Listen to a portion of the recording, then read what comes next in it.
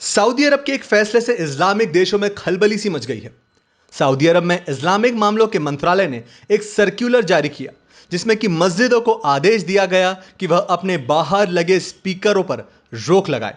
Islamic मामलों के मंत्री डॉक्टर अब्दुल लतीफ बिन द्वारा जारी किए गए सर्कुलर में मस्जिदों को केवल अजान और इकामत यानी कि सामूहिक प्रार्थना के समय ही लाउड स्पीकर के इस्तेमाल की इजाजत दी गई है।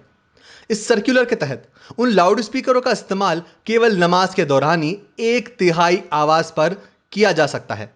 अब से यदि मस्जिद पर मापदंड नहीं मानते तो उन पर कानूनी कार्रवाई करने की चेतावनी भी दी गई है।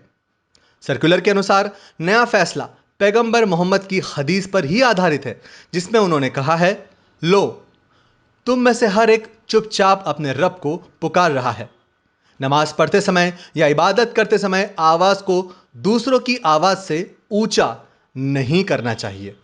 मंत्रालय ने यह भी स्पष्ट किया कि नमाज के दौरान आवाज को मस्जिद के अंदर तक ही सीमित रखना, इसे उन लोगों तक पहुंचाने की कोई आवश्यकता नहीं है जो इस पर ध्यान नहीं देना चाहते। सर्कुलर में यह भी कहा गया है कि बाहरी स्पीकरों पर कुरान पढ़ना अपमानजनक है, वह भी तब जब कोई इनकी आयतों को न सुन रहा हो और ना ही इन पर विचार कर रहा हो।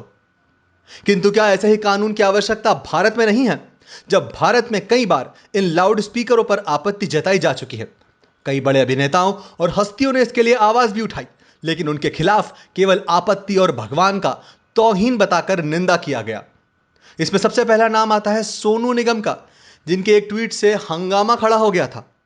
उन्होंने अपने ट्वीट में लिखा था कि भगवान सब पर कृपा करे, मैं मुसलमान नहीं हूं किंतु फिर भी मुझे सुबह अजान से जागना पड़ता है।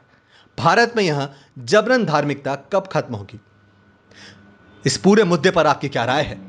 हमें कमेंट करके जरूर बताएं और साथ ही ऐसे ही लेटेस्ट अपडेट्स के लिए चैनल को सब्सक्राइब करें।